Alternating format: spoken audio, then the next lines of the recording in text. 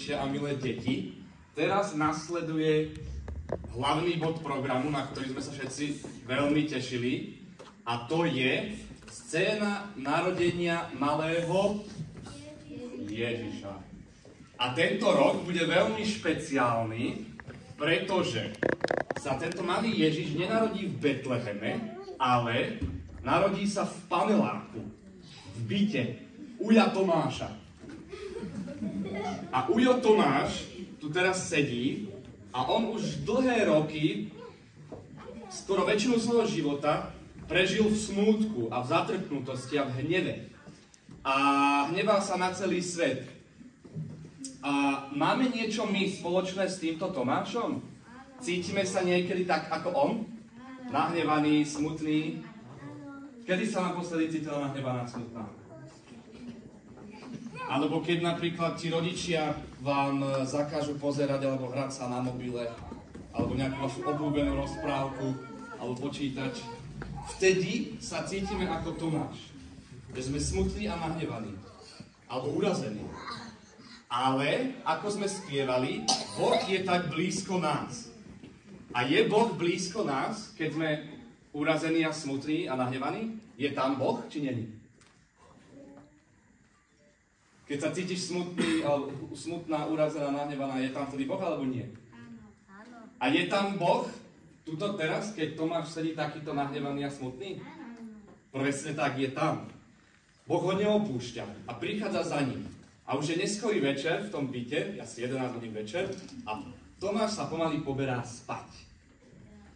A v túto noc sa stane niečo zvláštne, niečo špeciálne. Vo sne ho navštíví Boh. Pozdravujem ťa, Tomáš. To som ja, Boh. Zajtra ťa prídem navštíviť. Áno, ja sám, Boh, prídem do tvojho bytu na návštevu. Preto sa dobre priprav a už nebuď smutný. Toto Tomáš počul vo sne a teraz pomaly vstáva a je celý rozrušený. Čo to počul vo sne? Aké zvláštne slova. Aké zvláštne slova. Sám Boh ho príde navštíviť. Takže nevie tomu uveriť, si myslí, že asi iba blúzni, alebo niečo sa mu iba snívalo, alebo to je nejaký náhodný sen. Ale potom dostane radosť do srdca a si myslí, že konečne v jeho živote, že keď bol toľko smutný, že ho príde navštíviť Boh. A preto vstane a pripravuje sa na túto vzácnu návštevu. Sám Boh ho príde dneska navštíviť. Preto dáva obrus preč a dáva sviatočný obrus. A potrebuje aj pohostiť návštevu, pohostiť Boha. Preto, čo je také, čo jeme na Vianoce? Oblátky a trubičky napríklad. A čo potrebujeme na Vianoce v byte? Vianočný stromček.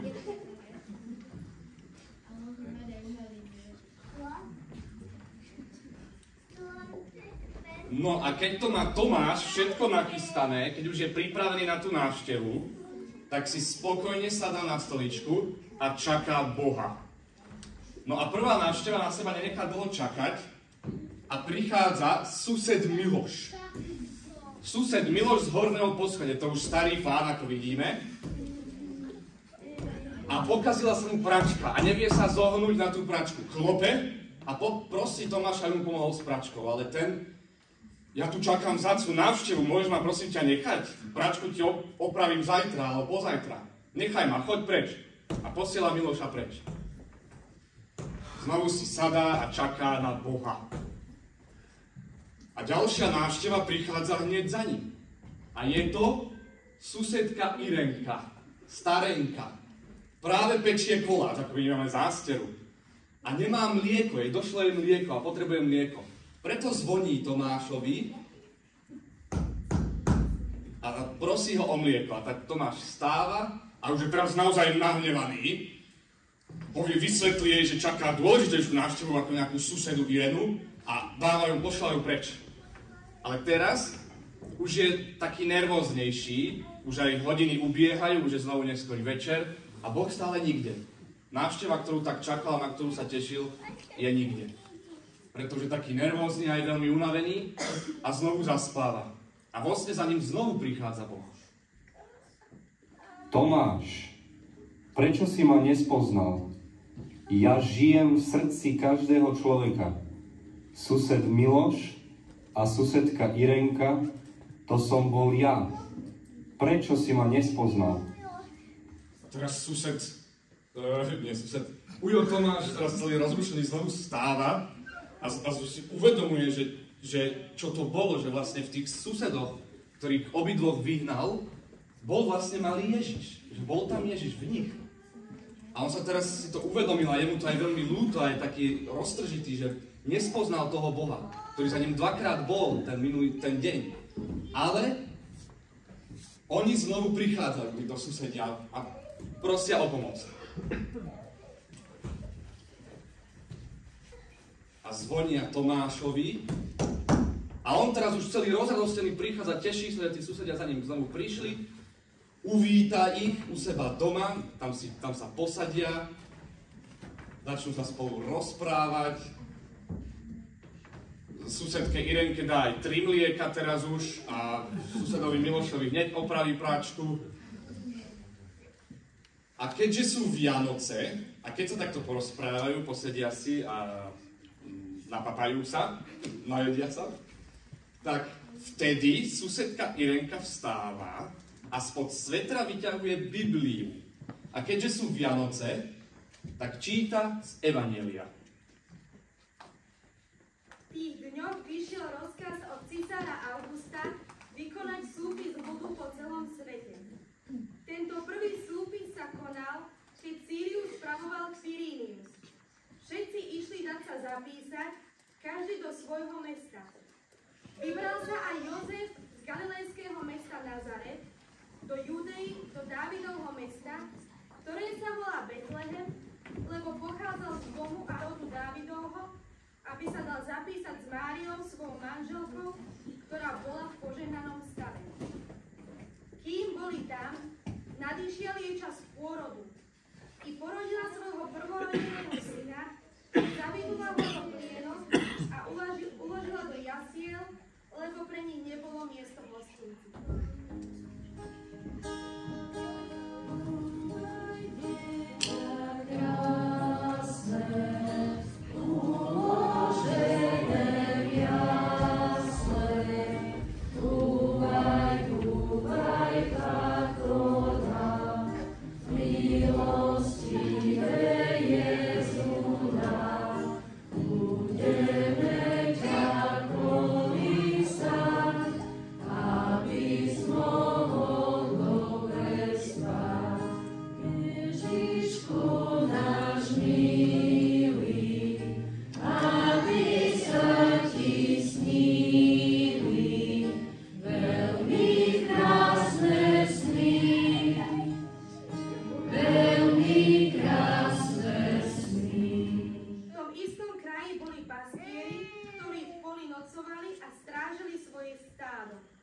Zrazu zastal pri nich Pánov anjel a ožiarila ich Pánova sláva.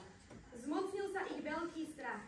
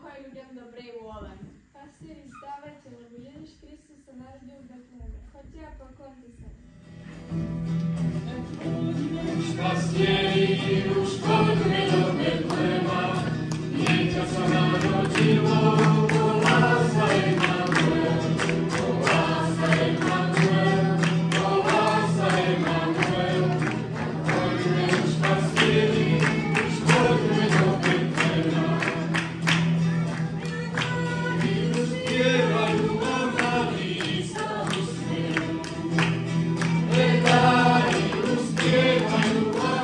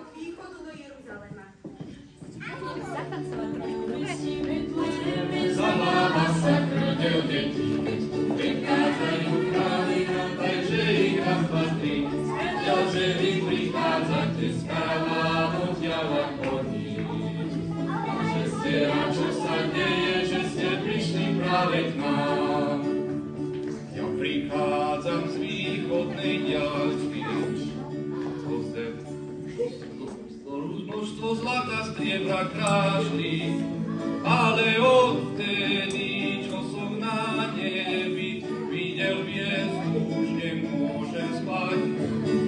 Ale odtedy, čo som na nebi videl hviezdu, už nemôžem spať.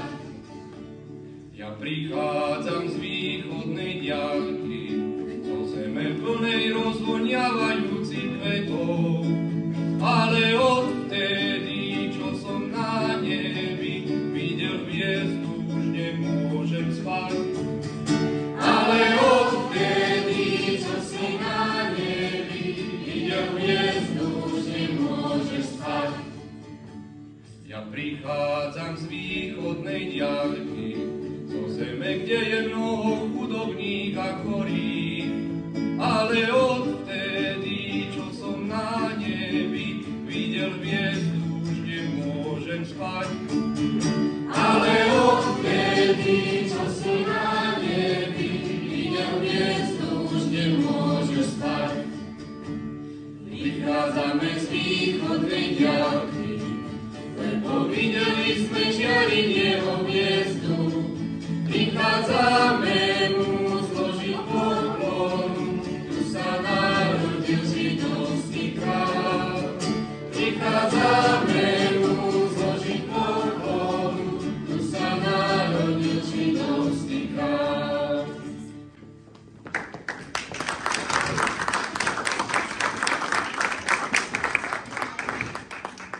No a teraz sú susedia Irenka a sused Miloš aj s Tomášom úplne prekvapení, že aká scéna sa to zobrazila u nich v paneláku, v byte. Aká nádherná scéna. A vtedy sa Uľovi Tomášovi mení život. Už nie je taký smutný a zatrpknutý, ako bol dovtedy, ale Ježiš malý sa narodil v jeho srdci. A preto má radosť a ospravedlňuje sa Milošovi, že bol taký nepríjemný na ňo a aj susedke Irenke. A potom rozradostený prichádza dopredu a volá. Celý ten môj život som žil v takom hneve, zatrpknutí, ale dnes v noci som mal sen. Zjavil sa mi Ježiš, ktorý sa narodil v jasličkách. To ma zaplavil veľkou radosťou.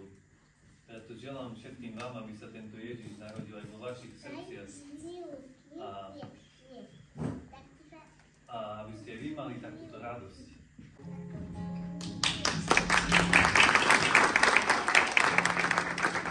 Svet sníva, že príde král, ak nedá čo získať trón. Ten pocit ho dávno hral a pomáha kráčať tmou. Len niekoľko ročkov, niekoľko zim, čo na čele s kráľom izraelským si zemovcov získať pomôže Rím. Ten sen mu bol nádejou. Tak úžasne málo od Boha chcel, tak príšerne nízko hľadal svoj cieľ, že hoci sa díval, neuvidel a nadane kráčal tmou.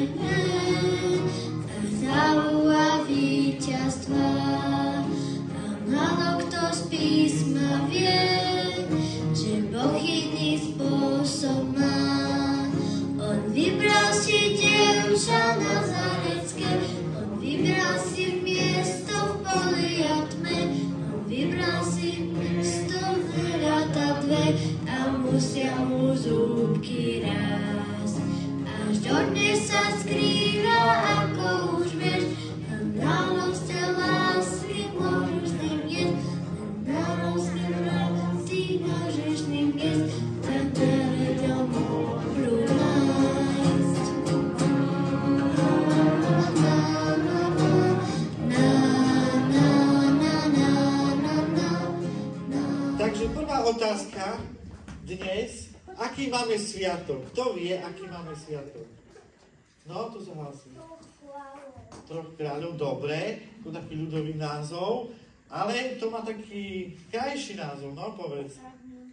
Troch mudrcov, to je zase také ľudové trošku, dobre, nie si ďaleko od Božieho kráľovstva, ale ešte krajšie máme. Svätý apoštol Pavol hovorí, veď zjavila sa Božia milosť na spásu všetkých ľudí. Tak vie niekto, to bola pomoc? Vie niekto, ako sa dneska ten sviatok volá? Zjavenie? No ešte raz povedzte. Zjavenie? Výborne. A keď zjavenie Pána, tak kto sa zjavil? Zjavil sa Pán. A tento sviatok je taký krásny sviatok, že v sebe obsahuje, počkaj, tu si môžete sadkať, že v sebe obsahuje až 3 veľké tajomstvá. Prvé tajomstvo je to, čo ste povedali, že prišli, a toto máme pekne na ikone, to je ikona narodenia Ježiša Krista. Tu máme tých troch, či ich nazveme kráľov, či mudrcov, že? To je prvé tajomstvo, ktoré tento sviatok obsahuje.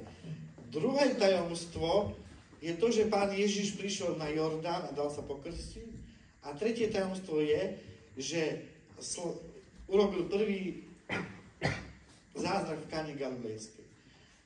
Toto druhé a tretie teraz dáme nabok a budeme si hovoriť niečo o tom prvom tajomstve, o tých troch mudrcoch, ktorý nás privádza k tomu predchádzajúcemu sviatku, keď sa Ježiš narodil v betlehemskej jaskyni, betlehemskej maštalke. A teraz, tak pozrite sa teraz na tú ikonu a teraz skúsime sa pozrieť, že čo tam všetko bolo pri tom narodení. Čo by sme mohli z tejto ikony vyčítať, aké postavy, ktoré aj my tu potom uvidíme, že budú hrať túto peknú scénku, aké sú tam tie postavy, no? Mária a Jozef. Výborne. Dobre, prvé bolo anjeli. Kde sú tie anjeli? Ukáž ich. Úplne hore tí anjeli. Vľavo aj vpravo. Áno, aj výborne, aj vľavo, aj vpravo. Tak tí anjeli, a čo vieme o tých anjeloch? Oni tam zohrávali nejakú úlohu v tej... Povedali pastierom, že pôjdu do Betlehema, že sa narodilo. Výborne. Oni zvestovali pastierom, čo im povedali? Dnes sa vám v meste Dávidovom, teda v Betleheme, narodil Spasiteľ Kristus Pán. Takže oni ako prví zvestovali to pastierom a vidíme, že oni síce tak stoja, ale v podstate sa akoby kláňajú, že? A to sú tí pastieri, ktorí sa kláňajú novonarodenému Ježiškovi, ale aj vpravo vidíme toho ďalšieho anjela, ako bol dobre Jakub povedal, a tu pod ním je nie druhý Jakub, pastier, áno, ten na tej, čo má tú trúbu. Výborne. Takže anjeli. A ďalej tu vidíme toho pastiera, že ich bolo viac. Áno, dobre, dostaneme sa k tomu. Výborne, dobre, len musíme ísť po poriadku. Takže, už sme povedali o tých anjeloch, že? Teraz ideme na pastieroch. Pastieri, prečo akorát pastieri? Prečo si myslíte, že sa zjavil pastierom, ten anjel? Boli najbližšie, ale hlavne čo? Čo robili tam? No tak v noci pásli tie ovce. Tak áno, cez deň pásli v noci, ich museli správne strážiť. Čiže niekto z nich bol hore. Napríklad, že príde vlk a keď ho ich nestrážia, tak majú pouce. Presne tak, výborne. Takže niekto z nich musel držať stráž, takže preto sa im anjel zjavil. A takisto Pán Ježiš, vieme, že o sebe raz povedal, že a ja som pastier, že? Takže ako keby pastier pastierom. A takisto vieme, že tí pastieri boli považovaní za nejakých veľmi múdrych alebo vzdelaných ľudí. Správne, boli považovaní za obyčajných ľudí. Takže Ježiš Kristus tiež sa nenarodil v paláci, ale narodil sa v Betleheme, v maštali, môžeme povedať v chudobných podmienkach. A preto práve tí prví, ktorým zvestoval Aniel, ktorým tá správa bola určená, boli jednoduchí pastieri. Boli to, povedzme, nevzdelaní ľudia, takí obyčajní, ako sme možno my, ako ty a ja. Dobre. Takže to máme pastierov. Potom ďalej, čo tu vidíme na tej ikone? Vidíme tu tých troch kráľov, áno, alebo lepšie povedané, že to boli mudrci. Áno, a keď sa lepšie na nich pozriete, vidíte, že majú také čapice, áno, to symbolizuje, že boli, áno, môžu byť aj koruny, ale áno, trošku to tak vyzerá, že boli niekde z východu, z Babylónie a oni na základe čoho prišli do toho Betlehema? Hviezdu. A hviezdu tu vidíme aj hviezdu, že? Tam hore. A títo traja mudrci, viete, čo symbolizujú? Oni boli členmi, oni boli Židia. Neboli Židia. A to je práve krásne dnes na tomto sviatku, a to je krásne pre nás všetkých, že títo traja mudrci, jednak, že je tu jeden taký dlhý, starší s bradou, jeden v takom strednom veku a jeden mladý, že symbolizuje ako keby všetkých ľudí, všetkých tých, ktorí nie sú členmi židovského národa, to znamená všetkých pohanov, čiže Boh sa dnes zjavil malom človeku Ježišovi, nielen židovskému národu, lebo to už boli tí pastieri, ktorí tam prišli, že? Oni boli Židia. Ale Boh sa dnes zjavuje celému svetu, všetkým národom, práve v osobe týchto pohanov, ktorí rozumom mohli prísť na to, že niečo špeciálne sa stalo, že prišla hviezda, že nejaké také zoskupenie hviezd a táto nasledovali tú hviezdu a sú symbolom aj toho, že my vlastným rozumom môžeme prísť k tomu, že môžeme poznať Boha. A ešte tam bolo v Evanjeliu, že doniesli mu dary, to si pamätá? Dobre, a teraz, a vieme aj význam, že prečo zlato? Áno, výborne, to im potom pomohlo, že na živobytie. Tak je to také vysvetlenie, že zlato sa priniesli Ježišovi preto ako kráľovi, potom kadidlo niekto povedal, kadidlo kto používa? Kňaz v kostole, áno, čiže to symbolizovalo ako kňazovi a tretie bolo mirha a tá sa používala, výborne, tá sa používala na pomazanie. Dobre, takže to boli tí traja mudrci alebo traja králi a potom ešte chcem tej hviezde, to sme aj dneska počuli, že v Evanjeliu, že vidíte, tá hviezda, ona vychádza z neba, ako prichádza z neba, že? A neviem, či to dobre je vidno, ale najprv má jeden lúč, že? A potom má 3 lúče. A viete, čo to znamená? Výborne. Že vlastne na tomto, pri tejto udalosti, alebo v celých dejinách spásy, mali spolúčasť všetky 3 božské osoby. Čiže to je Otec, Syn a Duch Svätý. Výborne. Dobre, a čo tu ešte máme? No a poďme teraz tuto na ten stred, dobre? Čo tam vidíme? Vidíme tam Máriu, Ježiška. Dobre, a kde je ten Ježiško? Ukáž mi to. No. Tu je, že? Ako malé dieťatko, že? A v čom je zabalený? Áno, je zabalený v plienočkách. A v čom je uložený?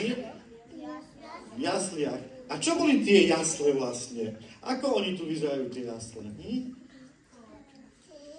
Z dreva. Boli z dreva, no dobre. Aj tu máme také... Výborne, aj tu máme pozrieť také, keď sa tam pozriete, tie biele. Ale neviem, či ste boli niekedy v lese a či ste videli takéto podobné jasle. A na čo to slúži v lese? Výborne. Na krmenie koho? Zvierat. Čiže vlastne tieto jasle, to bolo, môžeme povedať, také krmítko, že? A dokonca tam vidíme aj dve zvieratka, že? Áno, vôl a osol to sú. A prorok Izaiáš nám hovorí, vôl pozná svojho majiteľa a osol jasle svojho pána. Ale Izrael môj, vlastný ľud, nepozná, nechápe nič. Takže to sme si o tých zvieratkách. Dobre, a poďme teda, čiže už vieme, že Ježiš je uložený v takom ako keby v tých jasliach, ktoré majú tvár, by sme mohli tak povedať, také škatulky. A keby sme tú škatulku trochu zväčšili, myslí si tak, že ju zväčšíme, tak to vyzerá ako keby taká obdĺžnik, alebo lepšie povedané taká rakva, že truhla, do ktorej sa dávajú mŕtvi, že a v tých časoch, keď sa to dialo, tých mŕtvych boli zabalení do takých pohrebných plachiet. Takže tu pekne vidíme už na tomto obrázku, že v tomto centre, že Ježiš, že už pri tom narodení, ako keby sa už predpovedá Ježišova smrť. A preto je to, táto ikona nám práve toto chce povedať, aj to, že Ježiš Kristus prichádza preto, aby zomrel, aby zničil našu smrť, náš hriech, aby nás vykúpil. Preto to má takýto tvar. A ešte za tým je čo? Kde sa to nachádza? Tuto je čo? Čo poviete? To je jaskyňa. A aké je farby? Čiernej, že? A tiež, keby sme si otvorili Zjavenie svätého Jána, on tam píše, že drak sa postavil pred ženu, ktorá mala rodiť, aby zožral dieťa, len čo ho matka porodí. A porodila syna, chlapca. Jej dieťa bolo uchvátené k Bohu a k jeho trónu. Takže to sú tiež slova, ktoré môžeme tu vzťahovať na to, lebo táto jaskyňa tmavá vlastne symbolizuje tú temnotu. A Ježiš Kristus prišiel ako svetlo sveta, ako svetlo aj pre nás, do našich životov, do našich rodín. A preto sa aj tieto sviatky niekedy nazývajú sviatky svetla. Dobre. Vidíme tu ešte Pannu Máriu, ktorá leží a je tak, aby sme mohli povedať trošku zamyslená, že? Lebo vieme, ako aj evangelista hovorí o nej, že ona si o všetkom, čo premýšľala, že? Čo sa stalo, čo sa deje, a uchovávala si to vo svojom srdci. Dobre. Tu ešte vidíme na tej ikone, tu vpravo dole, ako to sú také, povedzme, nejaké ženy, ktoré umývajú práve bábätko, že keď sa vám možno narodil bratček alebo sestrička, že tak rodičia ho každý večer potom kúpali, že? V takej ako keby vaničke. A to nám symbolizuje to, že Ježiš Kristus sa narodil skutočne on ako Boh, ale nebral ohľad na svoju hodnosť, ale vzal si toto ľudské telo, vzal si našu ľudskú prirodzenosť. Dobre, potom, no a tu dole ešte vidíme jednu postavu, takže svätý Jozef, áno, svätý Jozef, dobre, a ten tiež má takú tvár, ako keby nad niečím rozmýšľal, že? A čo myslíte, nad čím rozmýšľa tento svätý Jozef? O čom čo sa tam písalo o ňom? Keď sa dozvedel, že Mária čaká bábätko, bol z toho nadšený, alebo rozmýšľal, že ju prepustí? Rozmýšľal, že ju prepustí.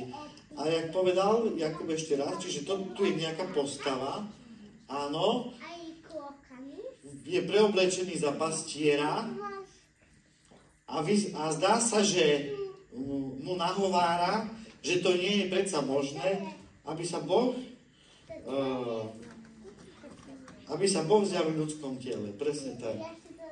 Takže Jozef nad tým rozmýšľa a v tomto Jozefovi môžeme sa nájsť každý z nás, lebo zdá sa, že má veľké pochybnosti, pochybuje o tom, že to je skutočne pravda, že Mária mohla počas Ducha Svätého, že mohla zostať pred pôrodom i po pôrode panna, že mohol sa Boh narodiť v ľudskom tele a nad tým všetkým Jozef pochybuje. Výborne, a to už potom vieme z Evanjelia, presne tak. To znamená, že nad týmito pochybnostiami všetkými Jozef nakoniec zvíťazil, aj keď mal také ťarbavé srdce, že sa mu veľmi nechcelo tomu veriť najprv, ale potom uveril a to, že uveril tomuto Božiemu plánu spásy, to symbolizuje práve táto svetožiara okolo jeho hlavy. Dobre, takže ďakujem pekne, tak aspoň trošku sme si priblížili tieto sviatky a teraz odovzdávam slovo ďalej. Môžete si sadnúť.